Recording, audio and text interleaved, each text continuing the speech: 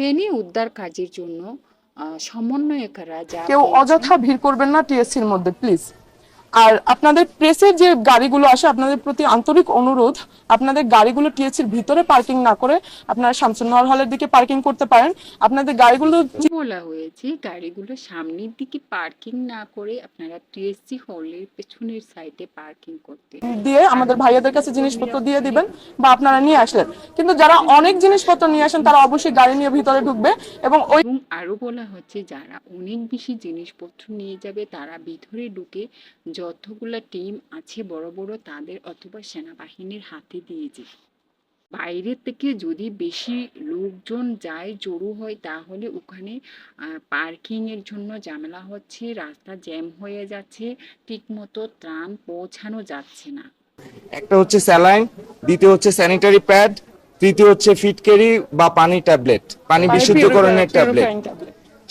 ফেনীতে যেহেতু নেটওয়ার্ক পাওয়া যাচ্ছে না, ওখানে পর্যাপ্ত পরিমাণ রিচার্জেবল লাইট প্রয়োজন, পর্যাপ্ত পরিমাণ পানি প্রয়োজন। সমন্বয়কের টিমরা বলেন তাদের আরও একটি জিনিস প্রয়োজন, সেটা হচ্ছে পর্যাপ্ত পরিমাণ মেডিসিন।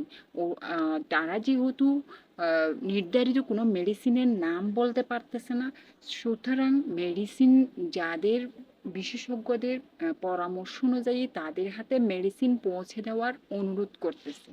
সমন্বয়ক টিমেরা বলতেছেন আপনারা যারা অ্যান্টিবায়োটিক মেডিসিন পাঠাচ্ছেন এই মেডিসিনের চেয়েও সাধারণ পানিবাহিত রোগের মেডিসিনের খুব বেশি প্রয়োজন।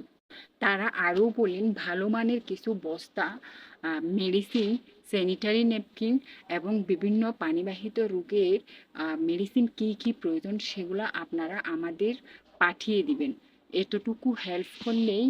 সমন্বয়কারা আরও বলেন তারা 52টি টিম গঠন করেছে বিভিন্ন এলাকায় পানিতে যেখানে তলিয়ে গেছে ওখানে তারা বিভিন্ন টিম ছড়িয়ে পড়বে। তারা তাদের উদ্ধার কাজ করার চেষ্টা করবে এবং তারা যথেষ্ট চেষ্টা করবে কিভাবে চিকিৎসা করা হয়।